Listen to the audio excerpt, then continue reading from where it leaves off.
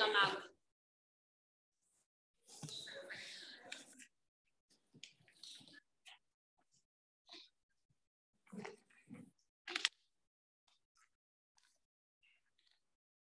Bom, pessoal, vamos começar aqui a nossa sessão. Boa tarde a quem está aqui hoje com a gente, a quem está online.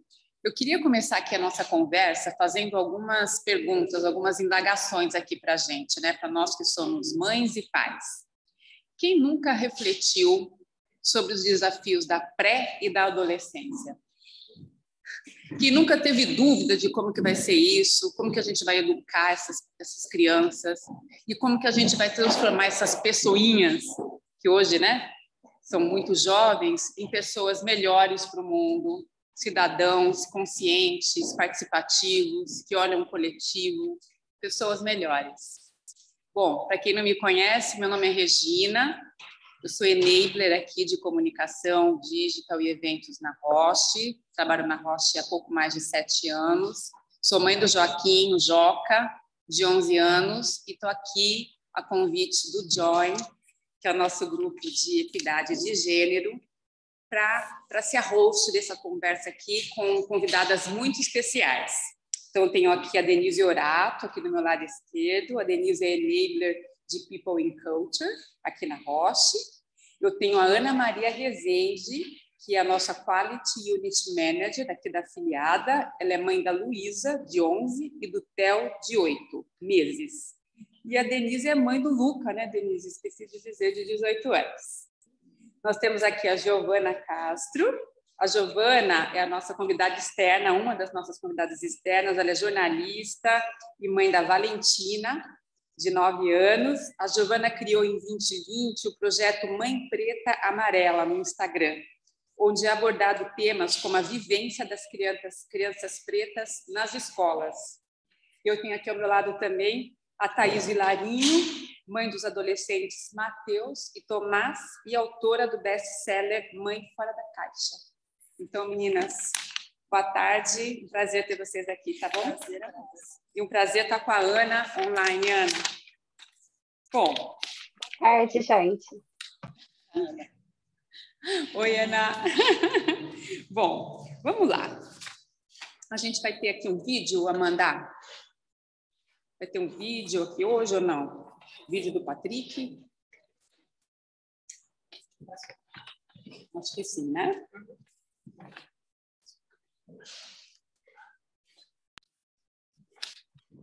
A gente tem uma mensagem do Patrick. Olá a todos e a todas, é um prazer estar aqui com vocês, especificamente nessa iniciativa do Join, durante o mês das mães.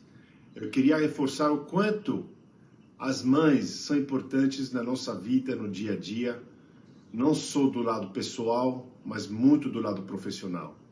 E eu fico muito orgulhoso de ter essa oportunidade de acompanhar dentro da empresa, dentro da Roche, como a empresa valoriza as mães que, em algum momento, também têm essa força de dedicar, não só do lado profissional, também pessoal, e trazer essa diversidade no nosso dia a dia.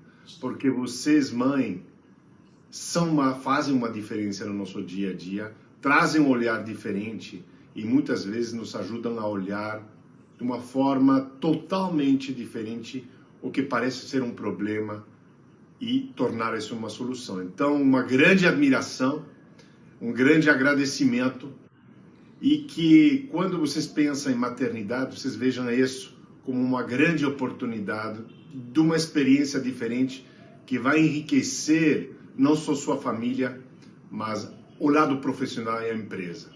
Obrigado e um excelente dia. Um forte abraço a vocês. Obrigada, Patrick. Mensagem boa aí para a gente começar. E eu vou começar, a gente vai ter alguns blocos de perguntas, eu vou começar com a Denise primeiro, tá? Então, vamos lá, Denise, eu tenho uma primeira pergunta aqui. Denise, como que foi para você, mãe do Luca, 18 anos, acompanhar essa transição dele de adolescente para jovem adulto? Primeiro, obrigada pelo convite. Quem me conhece sabe que eu fico muito nervosa para falar em público, né? Mas eu não imaginava que falar do Luca me desse tanta emoção. Primeiro que eu sempre, quando alguém fala assim, a do Luca de 18, eu fico chegar embargada, porque o meu bebê... Quando alguém fala, é um choque, até agora é um choque de realidade. Nossa, meu filho está com 18 anos de idade. Então, Ai, meu Deus! A Rochelle!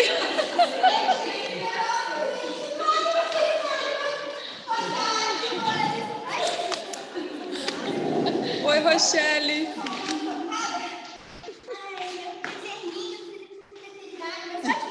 Eu quero acompanhar.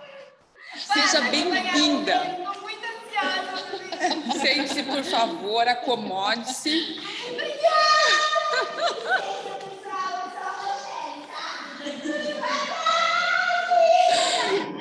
Fica aqui com a gente. Olha, eu posso brincar.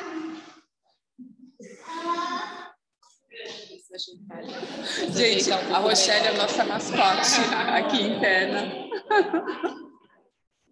Ela está com a gente nos momentos assim de descontração e também de conversa. Mas sobre... aí eu vou atrapalhar o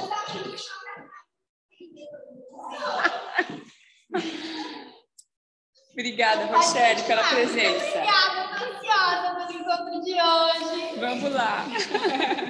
Acho que a Rochelle me sabe que eu estava emocionada aqui falando do meu filho e acho que ela me salvou aqui. Então, para mim, ainda é um processo. Assim. Então, não é, a adolescência, né, essa fase que ele está entrando de 18 anos, é uma coisa que você fala assim, gente, às vezes eu chego em casa, eu abro a porta e ele está na varanda e tem um homem na minha casa. Chega até porque... Mas eu sempre falo assim, puxa, mas ele é o nosso bebê, né? Ele é o menino, né?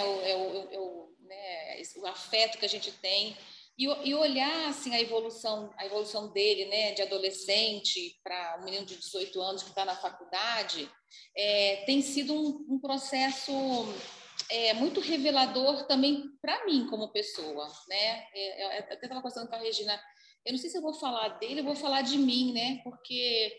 Eu olho para ele e às vezes eu falo, nossa, esse é outro filho. É como a gente tem as fases, né, da criança, né, que vai passando e você sempre é uma adaptação, né? Vai uma fase, vai outra, vai crescendo. Mas essa fase do adolescente para o adulto, ela parece que dá para você um choque de realidade, porque em determinado momento você olha e existe um homem ali com ideias muito próprias, né? com a convicção, né? com a convicção, com a energia de mudar o mundo de um jovem de 18 anos, que às vezes até, eu falo, às vezes eu fico mais assustada, às vezes eu fico orgulhosa. Então, essa transição ainda tem sido muito difícil. E, aí eu vou me emocionar de novo. Ai, e a beleza de ver que ele não precisa mais de mim. Não daquela mãe que eu fui. Ele precisa de outra mãe. Ele precisa de uma mãe que entenda que ele é um homem, um indivíduo, que precisa ser respeitado nas suas opiniões, certas ou erradas. E isso tem sido um processo também de reflexão muito forte para mim, né? Porque a gente, como mãe, a gente sempre fala assim, dá muito trabalho, eu espero que cresça. Aí ele cresce. Ele cresce e fala, mãe, não preciso, né? Então, hoje de manhã eu estava refletindo, né? Ele saiu de manhã cedo, né? 18 anos, um homem de 1,75 m, 75. Eu falei, leva um gorro, leva uma luva. E ele olhou para minha cara do tipo assim, ai meu, não é possível, né? Então, por mais que eu tente, de alguma forma, entender e ver que ele é um homem que cresceu, ainda é difícil. Então, para mim, tem sido um processo de muita reflexão e também de acompanhar, né? Porque esses jovens com que eu também convivo, que são os amigos, eles vêm num patamar muito diferente, né? Eu olho para o meu filho, eu com 18, eu era uma boboca, assim, né? Eles têm acesso a tudo, a todas as informações, né? Globalmente. Então, eles têm um nível de discussão intelectual, de discussão sobre os temas do mundo, que às vezes me pega, a gente se assusta com o nível da reflexão que ele faz, né? Então, eu tenho sempre me colocado assim, como é que eu consigo continuar conectada com essa criatura, né? O que eu tenho que fazer, né, para continuar tendo um nível de conversa, de diálogo com um jovem que ainda está em formação, né, porque 18 anos eu acho que ainda tem coisas para formar, mas com um adulto que já está ali, né? Então, eu fico sempre tentando entrar nesse universo dele de discussões que fazem parte do mundo dele. E isso é um aprendizado bem grande, mas que também me faz me sentir muito viva, porque no momento que eu também estou envelhecendo, né? Eu estou envelhecendo, eu estou numa curva de maturidade profissional que é inversamente a dele. Então, como é que eu me atualizo? Como é que eu me conecto com o que ele fala, né? Ontem eu estava vendo no Instagram, aí tinha um jovem também dessa idade, 18, 19, não sei se vocês escutaram, me corta porque eu vou falando, tá? Vou terminar já. Que falando que o jovem está saindo do Instagram porque nós da minha idade, estamos entrando e a gente não tem etiqueta para estar no Instagram. É verdade. E a gente já acabou com o Facebook faz tempo, né? Vamos acabar com o Instagram. Estamos acabando com o Instagram, porque a gente falou assim, olha, deu esse exemplo assim, é como se vocês estivessem comendo com a mão. Então, tem isso também, né? Os jovens, os amigos do meu filho, um amigo do meu filho falou assim para mim, falei, você conversa com seu pai sobre isso, o negócio ele investe em bolsa? Eu falei, você conversa com seu pai? Ele falou, ai, sabe, tia, eu tendo a não confiar tanto em pessoas que têm mais de 50. Então, é esse desafio, tá? É desafiador, né? Porque ao mesmo tempo que a gente tem jovens tão engajados, né, com temas de minorias e ali transformando o mundo, a gente vê o jovem também ali no etarismo, né? Porque é isso mesmo. E também é um tipo é a reflexão que eu faço. Eles realmente estão em desenvolvimento. Porque, né, é isso. Tá ali olhando tantas frentes, sustentabilidade e tal, preservação do meio ambiente, inclusão, mas aí a inclusão nossa, né, Denise, ficou um pouquinho ali. Nós temos que acelerar para poder estar no Instagram. Para poder estar no Instagram. Denise, e como que você concebia esse desafio da maternidade, né, de ser mãe de um adolescente, com a tua carreira? Vocês estão em fases diferentes mesmo, né, da vida. Como é isso? Eu vou falar assim, eu sempre fui uma mãe com culpa, sabe? Eu admiro muitas mães sem culpa, mas eu sempre fui uma mãe com culpa, que assim, culpa se eu estou trabalhando muito, culpa se eu não estou trabalhando, culpa se eu estou viajando. Então, e o momento mais difícil para mim, assim, de conciliar foi quando ele era mais jovem, porque eu falava assim, será que eu estou fazendo a coisa certa? Será que eu estou realmente dedicando suficiente? Será que eu estou fazendo o balanço correto de cuidar do meu filho, assim como eu cuido da empresa? E chegou um momento que ele pôde expressar. Não teve um dia que eu cheguei, na escola e ele falou, sabe, você é a melhor mãe do mundo. Minha mãe trabalha, mas não um desenho. Minha mãe trabalha muito, ela viaja muito, e ela é a melhor mãe do mundo.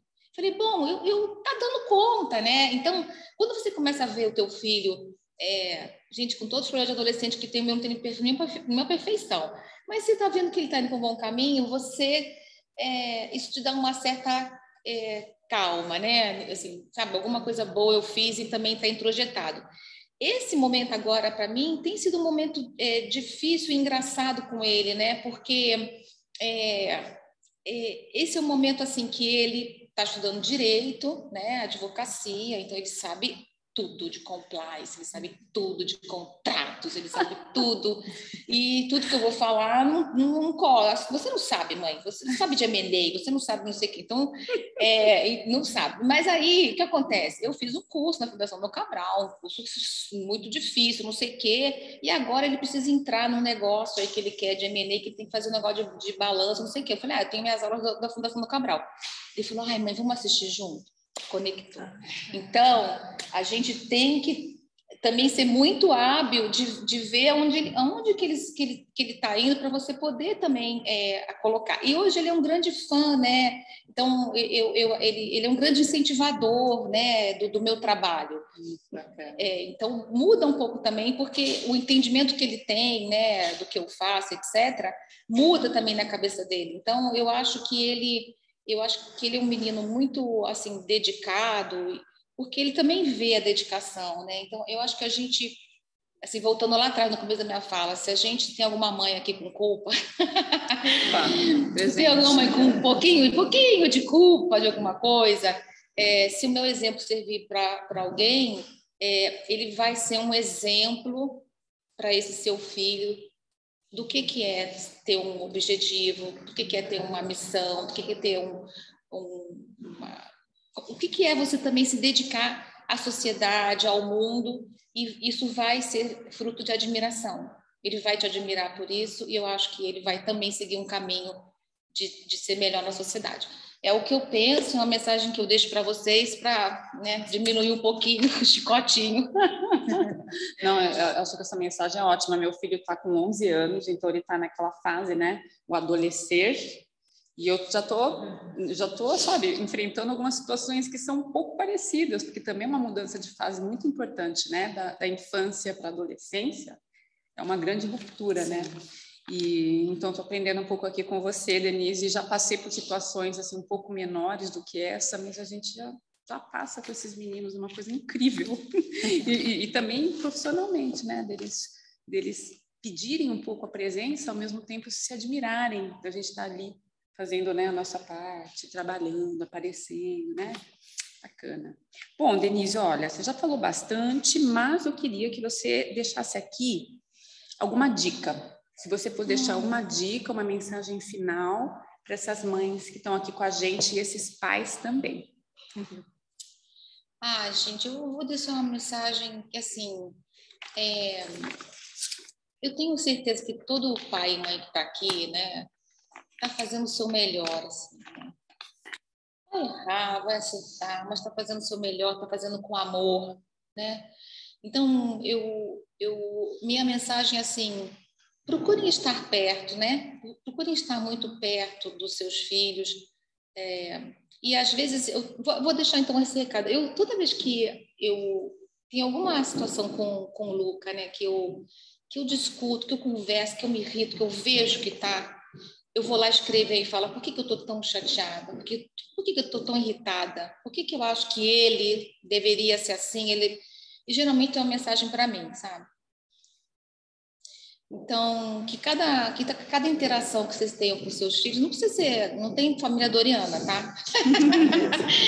Não existe família doriana. Mas que cada interação que vocês tenham com o seu filho, mesmo nos momentos mais difíceis, que ela sirva para um aprendizado para a relação de vocês e para você também aprender um pouco mais sobre você e melhorar essa conexão, né, com o seu filho, né? É isso, eu acho que sim. Obrigada, Denise. Falou muito bonito, né? Nada como autoconhecimento, né? A gente, as relações, elas são muito baseadas nisso, né? Como a gente se conhece, o que a gente pode fazer de melhor para a gente mesmo, para fazer pelo outro, né? Obrigada, Denise. Agora eu vou falar com a Ana um pouquinho, a Ana Maria, que está aqui com a gente. Tudo bem, Ana? Tudo jóia, obrigada pelo convite, é um prazer dividir esse momento com vocês. Desculpa não estar aí presente, mas eu estou resfriada, achei melhor não colocar ninguém, né, não estar aí perto de ninguém. Fiquei quietinha aqui, mas é um prazer participar mesmo assim, amor.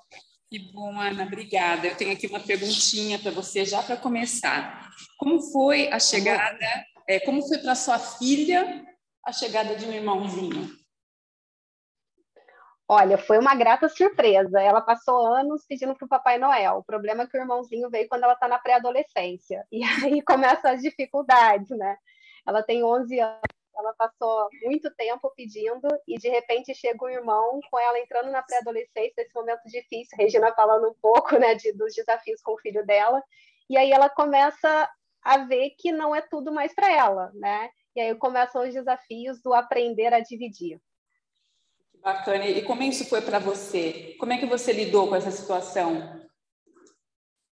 Olha, não tem jeito, muita conversa, né? Acho que um ponto que eu tento exercitar muito aqui é o diálogo, é o parar para escutar mesmo, é o entender o sentimento dela, mas também trazer um pouco uma noção de realidade, sabe? Quando a gente fala em dividir, hoje é com o irmão, amanhã vai ser com um amigo, lá no futuro vai ser com os amigos de trabalho, e eu tento muito trazer essas reflexões para ela, sabe? Para que ela tenha um pouco mais de consciência e que ajude não só na nossa relação familiar, mas também numa relação futura, com pessoas que ela vai conviver e trazer um pouco de que não é tudo para ela, né? Que acho que sendo filha única há tanto tempo, foi esse o desafio de virar um pouquinho a chave. Bacana, né? Diz que o irmão é o nosso primeiro concorrente na vida, né? E o meu filho não tem. Isso. Não é? O meu filho não tem, por isso que eu coloco ele sempre com os primos, sabe? O tempo todo, para ver se ele consegue realmente exercer um pouco dessa coisa que é dividir, né? Que saber que uma hora a gente ganha, uma hora a gente perde, não é tudo para ele. Tudo tem um lado bom, né? E um desafio também. Bom, e como é ser mãe de 2 e executiva ao mesmo tempo, Ana? Porque o de um já é... Olha, não tem... Não tem jeito, é um desafio, né? Um pouco do que a Denise falou da culpa, não tem jeito. Você ser uma pessoa comprometida, né? E se dedicar ali ao máximo, tanto no trabalho quanto na relação familiar. Em alguns momentos você se pega pensando se você está se dedicando muito em detrimento do outro, né? E aí vem as reflexões e o sentimento de culpa. Eu me lembro que logo depois que eu tive a Luísa, nessa primeira fase, né, da infância, em que eu fiz um treinamento para a Roche, que era assim, uma excelente oportunidade de desenvolvimento, que no final daquele ano ela desenhou para mim eu no avião, de tanto que eu fiquei ausente. Aquilo doeu o coração, sim, foi fundo, que a professora falou, guardei no final do ano para te dar, porque eu sabia que seria bem difícil você receber esse presente de Dia das Mães, né, que era o desenho que ela tinha feito. Então, assim, isso aumentou muito a minha culpa por um momento. Mas o legal, bem parecido com o que a Denise trouxe, à medida que eles vão crescendo, fica mais fácil o diálogo, né? E você começa a conectar com algumas questões, e eles começam a entender um pouco isso.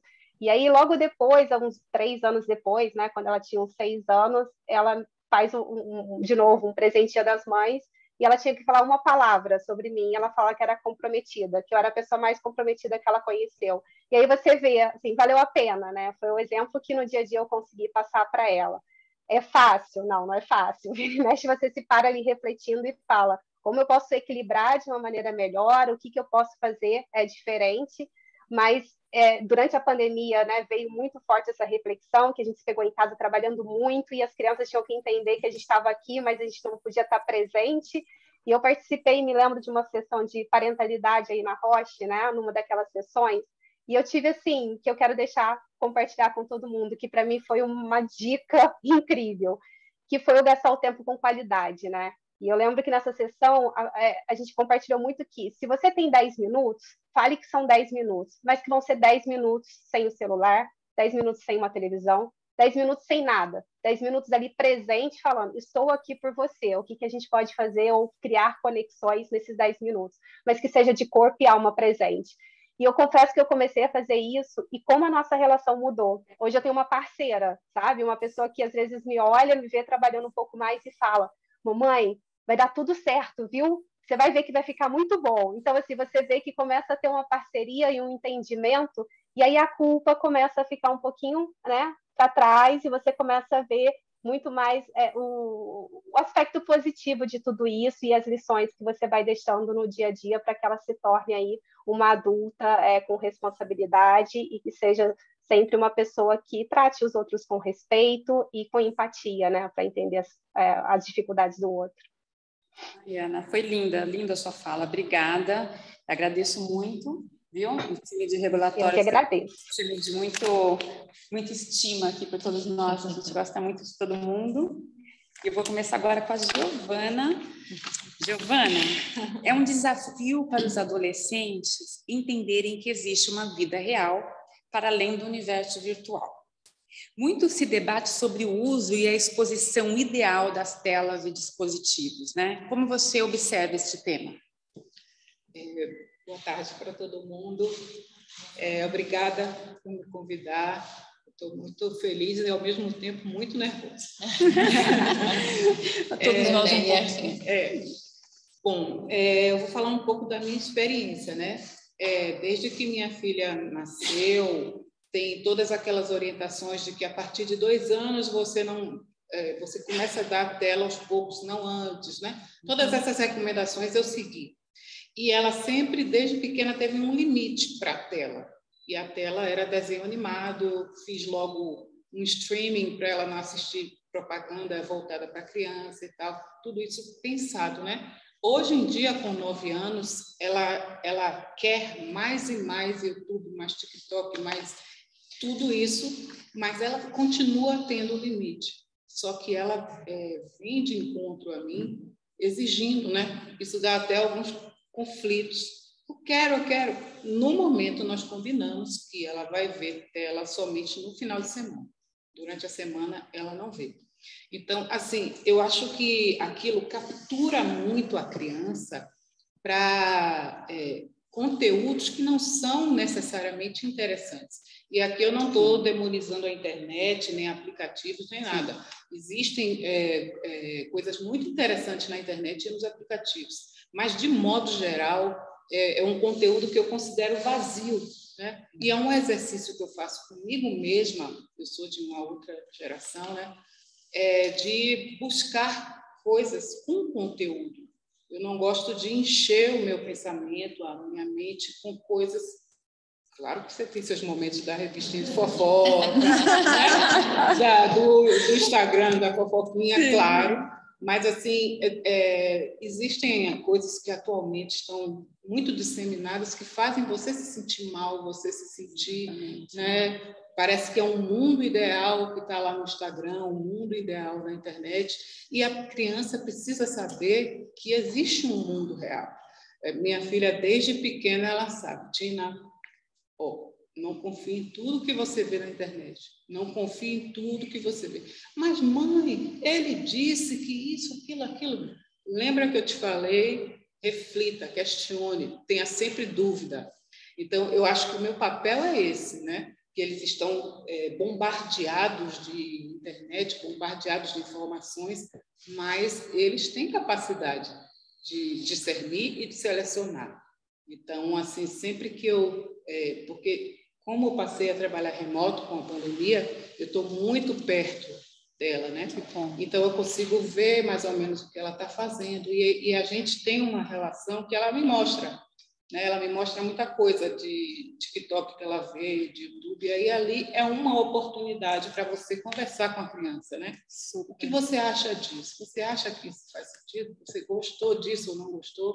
Então, eu acho que a construção diária é essa. Não, no começo eu pensava, não, minha filha não vai assistir, tal, né? Botei numa escola que não deixa usar celular, não deixa usar gadgets e tal. Mas aí eu pensei, não, ela não pode ser alijada dessa parte do mundo que eu não tive na minha infância, na minha geração, mas faz parte da realidade dela, sim, né? E aí eu permito, mas tenho um limite. Tenho um limite e tenho que conversar sobre. Então, dessa forma que eu consigo lidar com essa situação. Eu acho que o conversar sobre, essa aí é um pulo do gato importante, né? Porque acho que vendo tudo isso que está acontecendo lá e que a gente tem senso crítico para saber se aquilo realmente está indo para um caminho correto ou não, ele cria um espaço de conversa, né? Que talvez, assim, do nada é difícil você trazer para o filho, né? Vamos falar disso? Não, você pega um exemplo e conversa, né? Sim. Eu acho que é isso que a gente não pode perder, né? Eu também tive muita dificuldade com essa coisa de pode, não pode, e aí todo mundo brincando, e como é que você faz? Eu não sou todo mundo, mas peraí, né? Eu não sou todo mundo, minha mãe falava, né? Você não é todo mundo, né? Mas eu ainda falo, viu? Você não é todo exatamente. Mundo. Mas aí, ao mesmo tempo, né? Como é que você faz? Você vai alijá-lo, vai blindá-lo? É difícil. Para mim, eu acho que você trouxe uma coisa muito legal, que é encontrar os momentos de fala dentro disso tudo, né? Sim. Para ajudá-los a discernir, né? Obrigada, Joana. Tenho outra pergunta para você. Quais são os desafios relacionados a ser mãe de uma pré-adolescente preta retinta? são desafios duplos, né? Além dos desafios que a Regina falou que ela tem, eu até conversei rapidamente ali que eu estou com medo dessa fase da adolescência, porque ela com 9 anos ela já contesta muito, né? Você não deixa nada, você é chata. Eu digo, eu sou chata mesmo, as melhores mães são as mais chatas. Aí ela, sério? Aí fica assim, concordo. Né? Aí, só que o fato dela ser preta faz diferença no dia a dia dela da escola. Eu tive uma vivência da escola muitos anos atrás completamente diferente, porque não se falava desse assunto, né? Meu pai era preto, minha mãe branca, nenhum dos dois falava sobre isso para mim. E aí, nos momentos que eu era vítima de apelidos ou coisas racistas mesmo, episódios racistas, eu achava que o erro era eu, né? Eu achava que eu estava inadequada, né?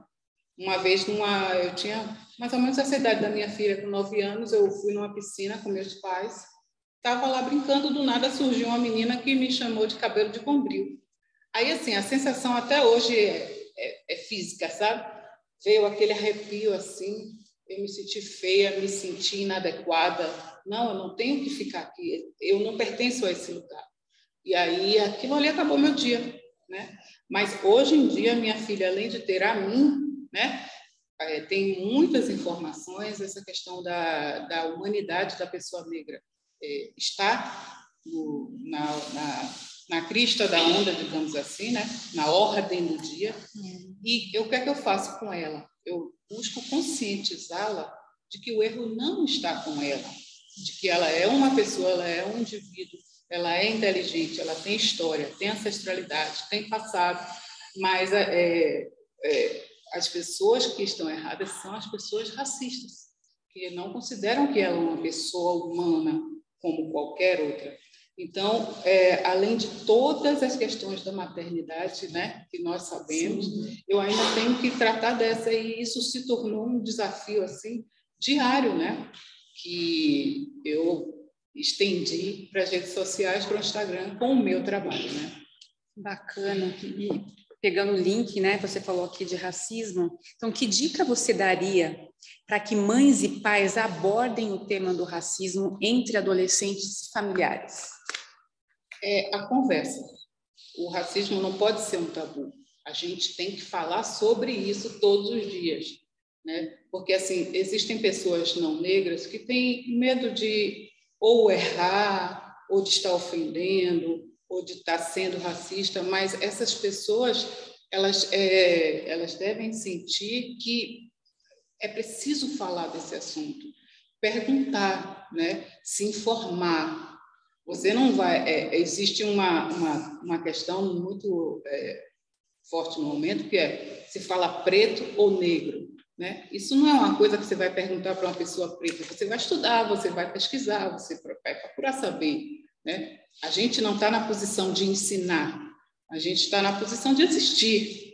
Então, eu acho que tem que se falar sobre isso. Eu falo com minha filha sobre isso, da mesma forma que eu falo com ela desde os 3 anos sobre partes íntimas. Então, o dia a dia todo, qualquer oportunidade é oportunidade. Tina, você está aqui nesse cinema, repare quantas pessoas pretas tem aqui. Invariavelmente, quem for abrir o olhar para isso, vai perceber. Então, assim, você pode. Ela fala, eu quero isso, eu quero ser bailarina, quero ser não sei o que, não sei o que. Você pode, você vai conseguir, né? Você vai chegar lá, depende do seu esforço. Mas nós sabemos que tem toda uma estrutura, né? Um racismo estrutural que vai dificultar que ela chegue no lugar que ela quer chegar.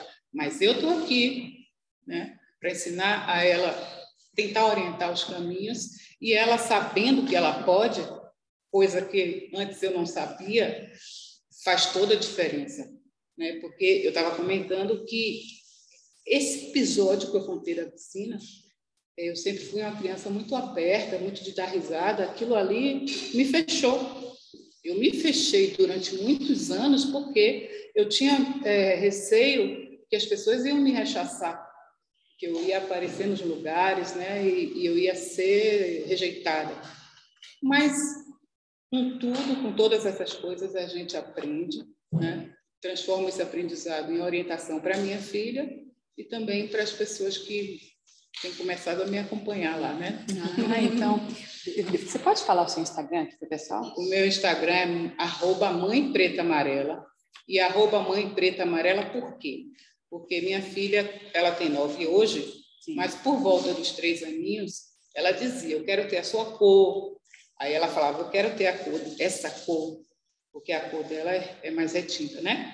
E aí eu quero ter essa cor. E ela não entendia que eu, apesar da cor mais clara, sou preta como ela, que é a maluquice do nosso colorismo brasileiro, né? E aí ela me chamava de amarela. Aí ficou Mãe Preta Amarela, que é o nome do meu trabalho. Que lindo, que lindo. Vou te seguir. Opa, obrigada. Eu tenho mais uma pergunta para você. Algumas crianças e adolescentes sonham em ser famosos e trabalharem como youtubers. Até que ponto essa perspectiva desfocada de vida pode comprometer o posicionamento em sociedade desse adulto? Mais tarde, né? Eu acho que essa obsessão pela fama, essa obsessão por ser visto, né, como perfeito, separa a criança e o jovem do mundo real. Minha filha recentemente veio com essa questão, né? Uma amiguinha dela, desde os 2 anos de idade, falou para ela, olha, eu quero ser youtuber. Eu não vou estudar, não vou fazer faculdade, não vou nada, vou ser youtuber. Aí eu perguntei nela, mas você acha que ela vai... O que ela vai falar, né? Sendo youtuber, ela vai fazer o quê? Vai ficar sem estudar? Aí ela para e se questiona, né? Mas ela não entende que é uma coisa da nossa realidade, minha filha, né? Sim. Mas eu não vejo assim como um objetivo a ser perseguido. Por quê? Porque aquilo ali torna a pessoa, isso é uma visão minha, né? Torna uma pessoa, ela vive um mundo separado, é um outro mundo, é um mundo que parece que é um mundo que existe só luxo, que existe só compra, que existe só consumo, e a vida real é dura. A vida real, em um mês você não tem dinheiro, no outro... Minha filha mesmo, a gente chegou ontem aqui em São Paulo, ela ficou 2 semanas, ela ficou animadíssima, muito animada, fazendo a contagem regressiva, porque ela queria comer o lamen do Naruto na Liberdade. Aí ela queria comprar salgadinho na Liberdade. Salgadinho, e queria comprar refrigerante de melancia. Quando ela viu esse refrigerante de melancia Mas foi no YouTube que ela viu no YouTube. Entendeu? Então, assim, eu acho que é um desafio, voltando a essa pergunta, a gente fazer com que eles percebam que existe um mundo real e que você não vai ser magicamente youtuber. Youtuber é uma coisa que também exige muito trabalho, existe muito esforço, e é diferente do que a gente vê no cotidiano, né? Exige conteúdo. Eu acho que exige conteúdo, apesar de ter muitas coisas que viralizam, que são uma dancinha ou uma bobagemzinha, mas tudo bem, você quer ser youtuber, mas quando essa conversa chegar, eu vou dizer, você vai falar sobre o quê? Né? Algo com o que você possa ajudar o outro, fazer alguma mudança social. Uma liderança de pensamento, né? Alguma coisa. Não está ali vendendo, né? Ou influenciando por influenciar. Você perguntou se ela viu no YouTube, eu queria fechar com exatamente isso. Ela viu no YouTube e ela falou, mãe, ele disse que isso aqui não é gostoso. Era um salgadinho que é de banana, que aí você come, ele é doce e no final fica salgado. Aí a pessoa que ela viu lá no YouTube falou, eu adorei esse e tal. Aí ela me falou, mãe, é gostoso. Aí eu disse, mas você comeu? Ele que comeu, ele que disse que é gostoso, né? E aí eu acho importante a gente fazer isso, porque o youtuber está lá numa posição, né? Já se mexeu muito na publicidade para criança e tal, mas o YouTube ainda é uma terra, não diria sem lei, nessa área, porque tem os recebidos, né? A criança fica condicionada àquela coisa de abrir a balinha, abrir o salgadinho. Ela comprou a tal balinha que o youtuber indicou, ela insistiu para gostar. Ela não gostou, mas ela insistiu. Agora eu estou gostando. Né? E aí, isso é muito mais forte do que a gente em casa. É realmente muito mais forte. E aí, eu acho que o único caminho, quer dizer, cada mãe tem seu caminho, né? Mas o meu caminho tem sido esse, de questionar. Você comeu, você bebeu o refrigerante de melancia, você comeu os motis, né? Ela comprou um moti de morango. Você não vai gostar disso. Aí ela comprou e está lá, mas tem gosto de farinha. Então, é isso, né? A gente tem que mostrar as alternativas, né? Sim, eu fico sempre falando para ela, Tina, você pode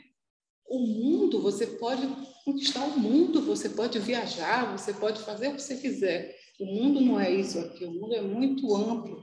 Então, por isso que ela, além da internet, ela tem aula de teclado dela, ela tem aula de dança, ela tem aula de música, ela tem um inglesinho dela, né? Para diversificar. Então, no final de semana está liberado, mas ao longo da semana ela tem as outras atividades. Eu acredito que dessa forma ela vai ter um pouquinho de cada mundo e vai ser legal. Obrigada, Giovana. Está sendo uma aula aqui hoje, né? Denise, Ana, Giovana. Obrigada. Obrigada, Giovana. Obrigada.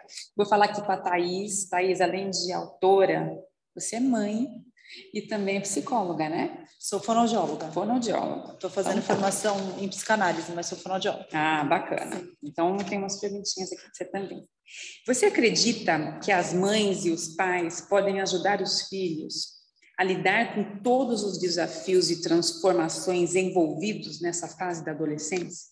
Eu acho que não só podem, como devem, né? Eu acho que é nosso papel, acho que é uma fase assim, que a porta fica mais fechada, né? Eles têm vergonha da gente, mas eu acho que é o nosso papel ir lá, bater na porta, né? Ver como que tá por dentro da vida deles. Eu acho que é muito importante. Eu faço muito isso com os meninos, assim, né? Em todos os momentos, perguntar, né? É igual um novelo, você vai puxando a pontinha, assim, sabe? Como que você tá? Como tá seu amigo? Trazer os amigos para perto. Eu acho isso essencial, assim. Eu sinto que é muito bom, assim, quando a gente traz eles em casa, eles se sentem bem, sentem que você está preocupada comigo, né? Se você está trazendo meus amigos, se você está... outro dia, eu chamei os amigos, a gente fez uma hamburgada lá. Nossa, mãe, obrigada, eles gostaram tanto. Então, eu acho que a gente não só pode, como deve, assim, ajudar eles em todos os desafios que eles têm, né? Então, por exemplo, tem assuntos que você está falando de tabu, né? De assuntos tabu dentro da adolescência, né? Que eu escrevo muito sobre isso e eu escuto, as mães muito me procuram. Mas como que você fala de sexo com ele? Eu falo assim, mas como que eu não vou falar de sexo com ele? Então, acho que essas são as questões, assim, que a gente...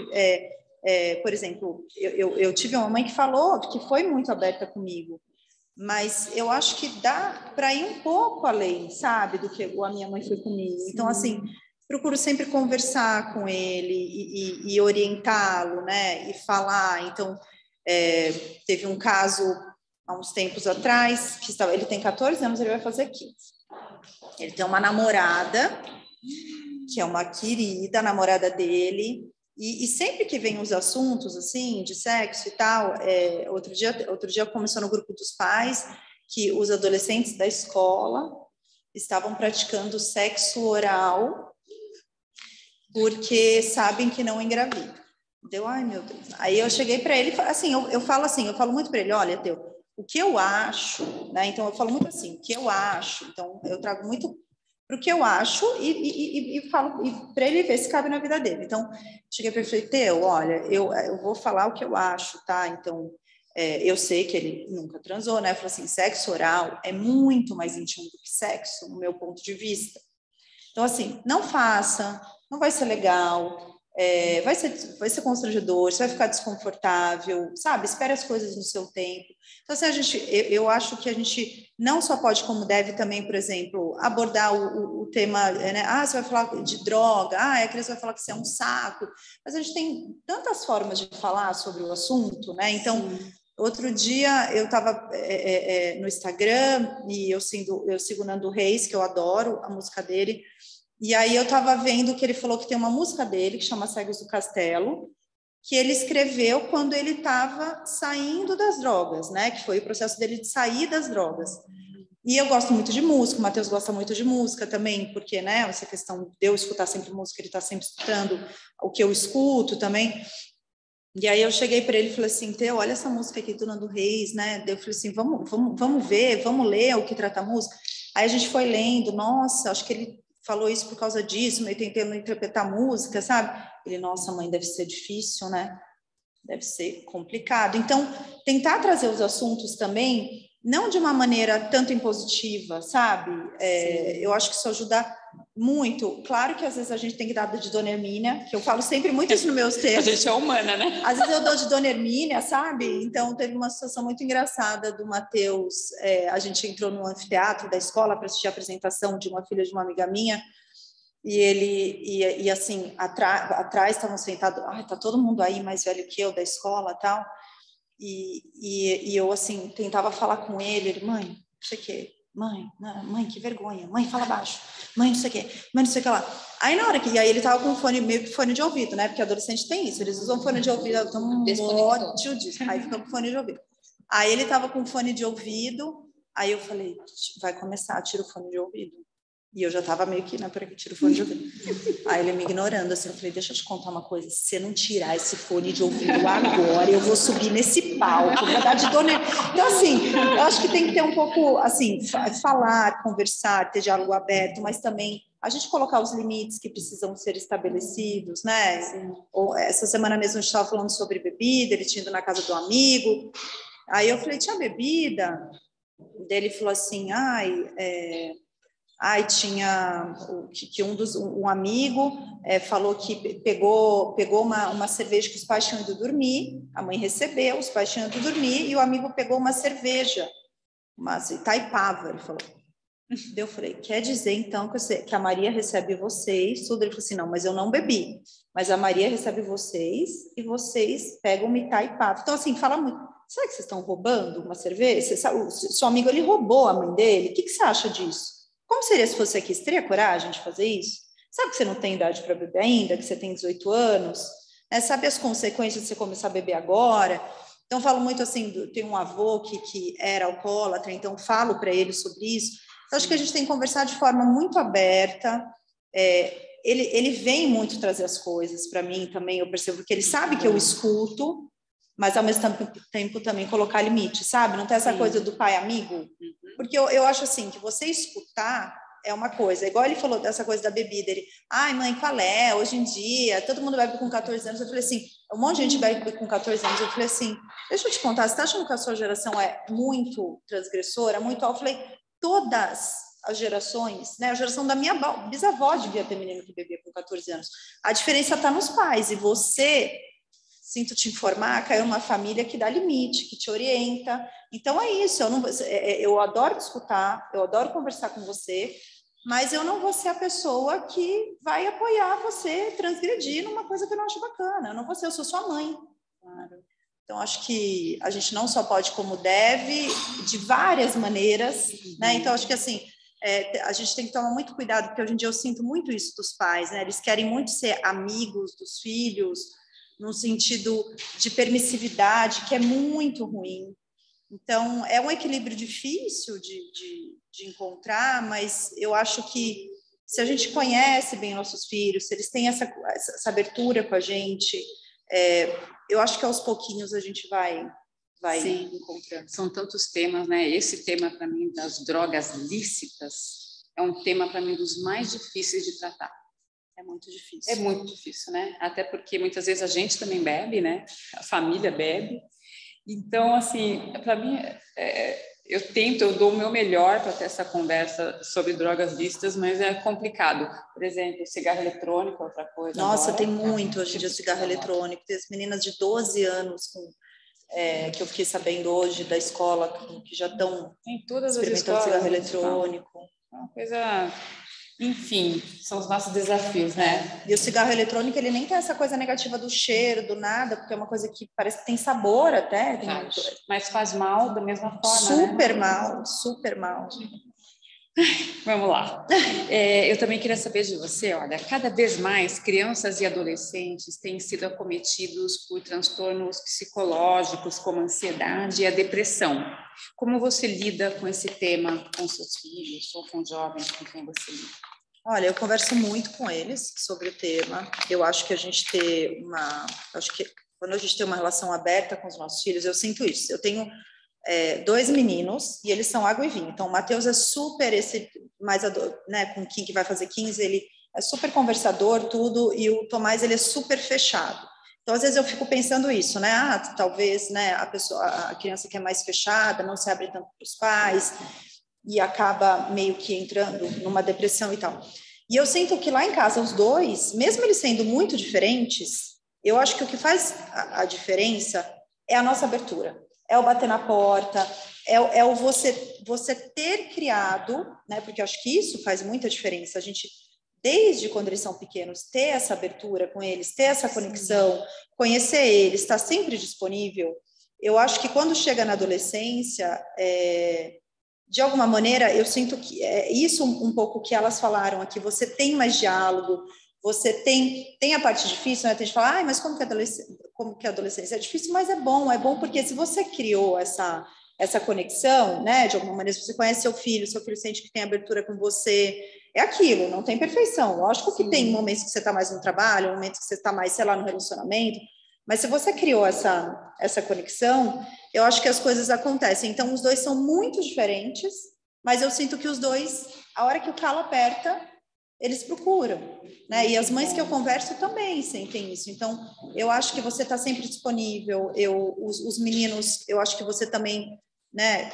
Deus me livre você ter preconceito com pessoas profissionais que podem te ajudar. Então, na pandemia, eu falei, nossa, eu acho que é uma coisa difícil que a gente está passando aí. Vamos fazer uma terapia, né? Para eles poderem se abrir também com um profissional, conversar. Às vezes a família tem um pediatra que a criança conversa mais, você quer ir lá conversar. Então, acho que você ter também esse olhar de abertura, não só de profissionais, mas às vezes pessoas da família.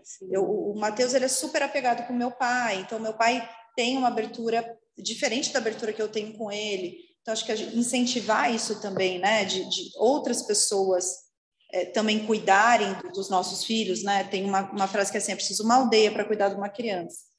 E é muito verdade. Eu acho que dentro dessa questão do emocional do adolescente, você ter essa aldeia estabelecida, assim, né? E às vezes não precisa ser família, às vezes é um amigo seu que conhece ele desde pequeno, que ele tem mais abertura. Às vezes você está com alguma dificuldade com algum assunto, você fala, você não quer conversar com ele sobre isso, para ver, né, se...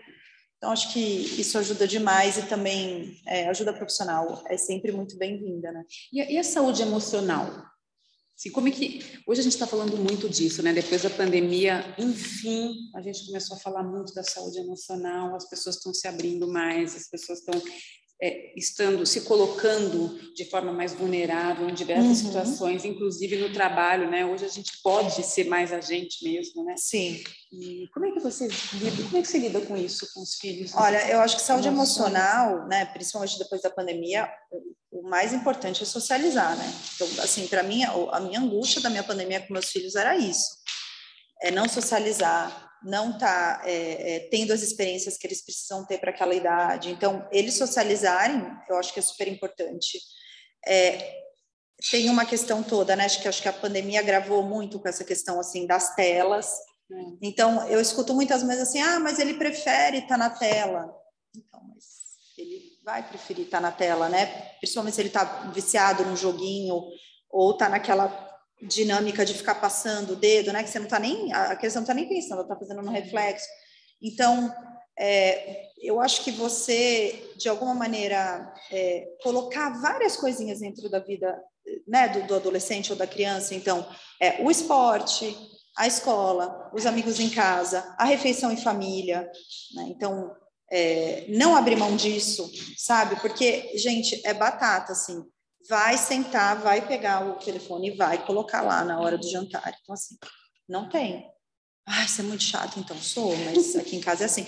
Então, aí vai ficar meio que com uma cara fechada, uns 5 minutos, depois vai vir um assunto, vai vir outro assunto. as coisas vão acontecendo, né? Porque mesmo em família é uma delícia, assim. Então, você conversa de uma coisa, conversa de outra, um faz uma piada. Então, acho que você não permitir, sabe, isso, porque eu acho que, de certa forma, quando a gente, de alguma maneira, acaba muito cômodo para os pais, mas ele prefere estar ali, ele está lá com os amigos, mas ele precisa de outras coisas, ele precisa do esporte, ele precisa estar com as pessoas fisicamente, ele precisa estar com os avós, estar com os tios, estar com os primos.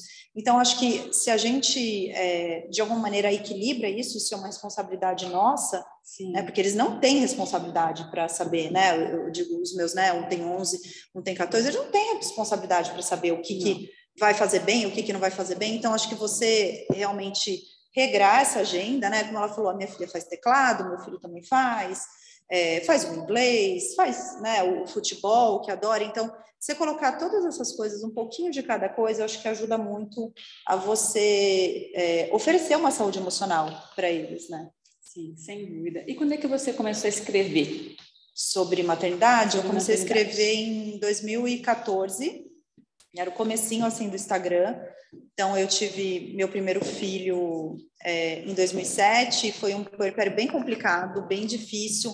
Eu fui a primeira das minhas amigas, então eu entrei na maternidade muito... Assim, a sociedade já romantiza muito a maternidade. Eu entrei muito romantizada, assim, e foi meio que um baque para mim. Ao mesmo tempo que tinha as coisas gostosas, tinha os desafios, eu ficava, por que ninguém fala da parte difícil? Na época ainda que era só tudo cor-de-rosa, né?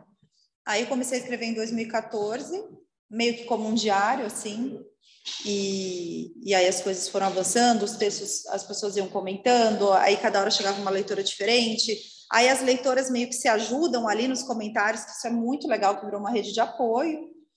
E você tem o Instagram? Tenho o Instagram. Qual que é? Chama Mãe Fora da Caixa. Mãe Fora da Caixa. Mãe Fora então, da Caixa. Vamos lá, também vou seguir você lá no Instagram. Como não? Obrigada, Thaís. Obrigada a você. Pessoal, obrigada, Denise, obrigada, Giovana, obrigada, Ana, e todos que estão aqui com a gente. Adorei a conversa, obrigada, time do Join, vocês foram maravilhosos, sempre tragam essas oportunidades para a gente, porque é aula, né? A troca não deixa de ser uma aula para todos nós, né? Eu aprendi muito aqui hoje. E vou seguir vocês, porque você deve ter dicas lá, né? Às vezes dá uma angústia na gente, só da gente teclar e ver que a pessoa passa por algo parecido, né? E que divide a sua experiência, já nos ajuda muito, não é não? Certeza. Obrigada, gente. Obrigada a você pela sua mediação também. Obrigada, Denise. Maravilhoso. Obrigada. Tchau, pessoal. Obrigadão. Tchau, gente.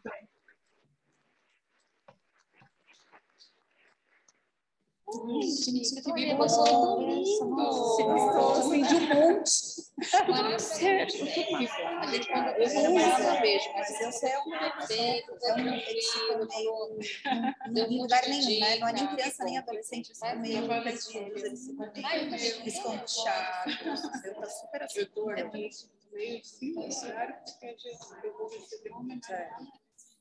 Mentira, agora. Eu sou entre a 39 e 30. Foi pandemia. Nossa, foi horrível. Pro meu de 11 pegou muito. Onde é? Muito mais do que pro meu de 11. Acho que é Eu quero agradecer muito por vocês aqui hoje. Ai, amores, eu tô tão emocionada, fiquei tão emocionada com a sua fala. Sério, eu saí rapidinho para ligar para meus bezerrinhos. Porque ser mãe é um trabalho em tempo integral, né? Vocês sabem, não tem folga, não tem férias. A gente vai. Ao contrário do que dizem, que não é remunerado, é super remunerado. Vale mais do que qualquer salário esse trabalho. É tão importante, sabe? Um voo, ver nossos bezerrinhos assim, crescendo, felizes, grandes e talentosos. É muito bom esse trabalho de mãe. E como diz o projeto da Mulher 360, ser mãe não é oportunidade, sabe? É um impulso para a vida. Que emoção. Olha, eu estou muito feliz com vocês. E já vou seguir vocês no Insta, tá? Vou seguir também no TikTok. na rede das dancinhas, porque meu filho não vai me achar cringe, tá? Eu sou super E cringe. agora, então, eu quero passar uma mensagem especial para vocês. Podem dar um play? É uma mensagem especial para todas as mães aqui. Quem vai?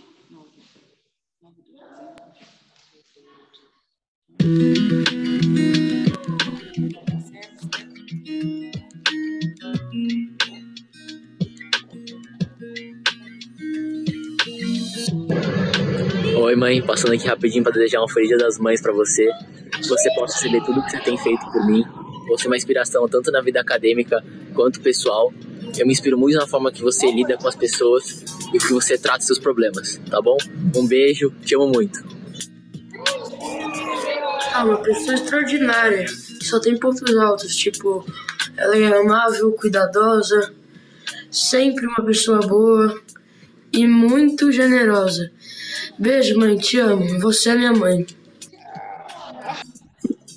Oi, mãe, então a gente veio aqui passar um recadinho pra você. Você é nosso espelho, a gente tem você como nossa inspiração. Você é nossa mãe trabalhadora, dedicada, principalmente muito amada.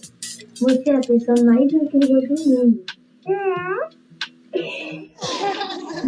Eu tenho muito orgulho de ser seus filhos. Muito obrigada por todos os momentos juntos que a gente viveu. Eles sempre vão ficar guardados aqui no meu coração e no do teu também. Você é a melhor mãe do mundo. Eu e o Theo, a gente te ama muito e a gente sempre vai te amar. Um beijo, mamãe. Tchau.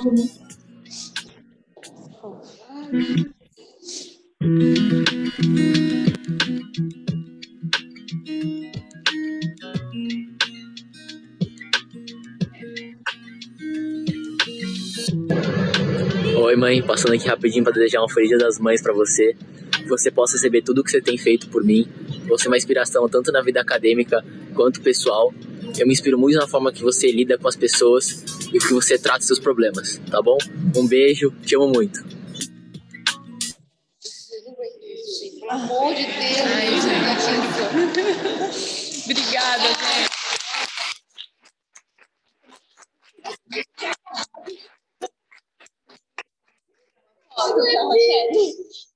Rochelle, eu achei que tinha acabado de Pior é a gente com cara de choro, né? Fala com a Rochelle.